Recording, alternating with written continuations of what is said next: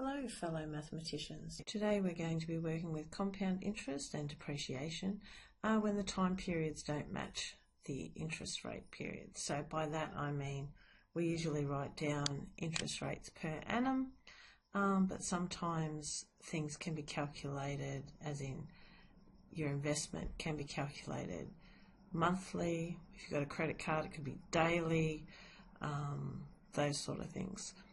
So it's important that you are able to convert between time periods. So you'll see my learning intention is hopefully to get you to be able to make calculations using the compound interest formula when interest rates per annum don't match. It's as simple as that. So conversion of time periods is really, really important. So per annum just means per year.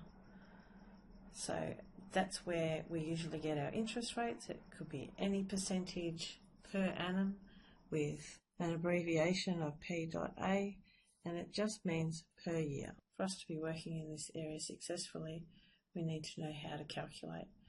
It really is important that your units match. So per annum means that I could have an interest rate of yearly or per annum. I've typed up a quick table that hopefully will help you. You need to think of what makes up 1 year. So quarterly is an example that you guys probably don't know much of, but us adults end up with quarterly bills. So that would be like your electricity and your rates and your water bill and things like that. And they come out quarterly, so every 3 months. So that means that, so if it gets compounded every 3 months, that means that there are 4 time periods. So can you see how these match? Divide by 4, that means the interest rate's divided by 4, but the number of periods, so the power of, is times by 4 because there's 4 lots of them. For a year, a lot of things are done monthly. How many months in a year? 12. So that means I've got 12 periods in that whole year. If it's weekly, there's about 52. So that means we've got 52 periods. The daily one, there is 365.25 days in a year, but I've just written 365. Now let's show you how this works.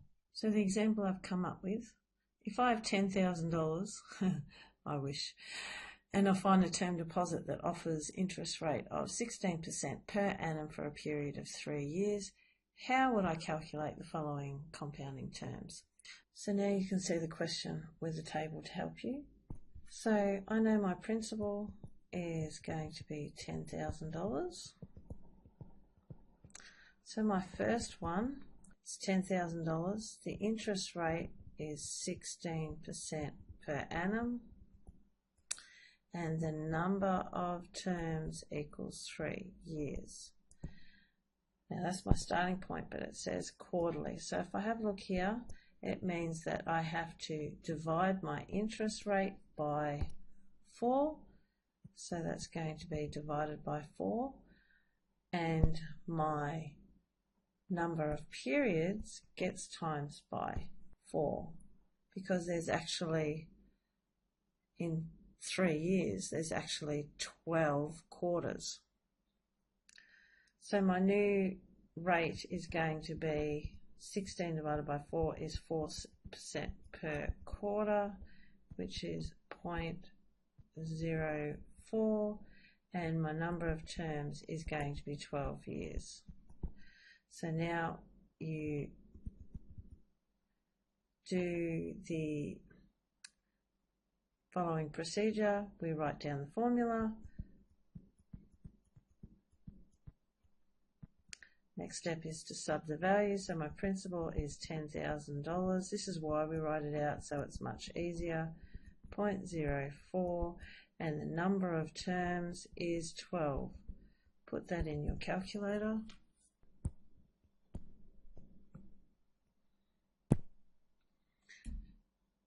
So again, our principal is $10,000. principal equals $10,000. My interest rate is 16% per annum. And my number of terms equals 3. So this is where we're starting. So the second example is monthly. So the interest rate is divided by 12. The number of periods is going to be times by 12. So this is going to be our 16% per annum. So how many months in a year is 12. And that means that I would have 36 months. This is percent per month. Notice they now match. I just got to calculate 16 divided by 12, 1.3%. Now that's percent, so that's going to be over 100. Down what you know. The next step is to write down the rule. Principal is 10,000. 1 plus 1.3 over 100, because that's per month. They match. How many months? 36. Grab your U-View concavator. So when I put it into the calculator, I got $16,109 and 565. So it's 57 cents, which is just a little bit more, but it's better in my pocket than in the bank's pocket. So let's look at the last one, which is weekly.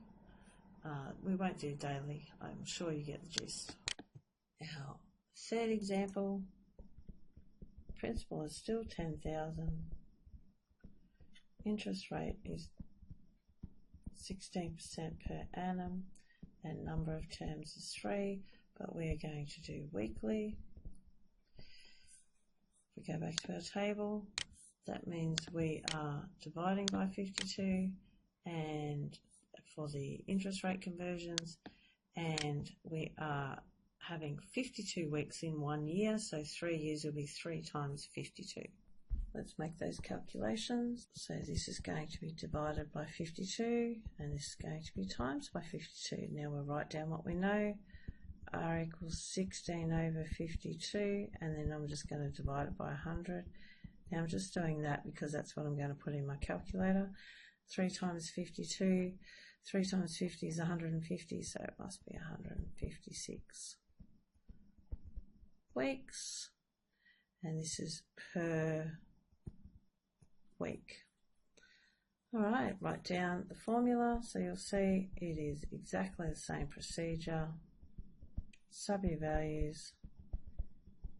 10,000, 1 plus, now I'm just going to put an arrow, and this is 156. I'm just going to show you a quick little trick when it comes to complicated calculations like that.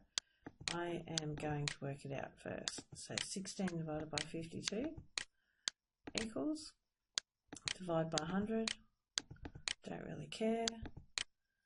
I'm going to then convert it. It really doesn't matter. Now I'm going to add 1. So I'm actually working out my bracket first. That's my answer. Now I'm going to go to the power of 156. And then I'm going to press my answer. And now I'm going to times it by 10,000. Sorry about all the clicking.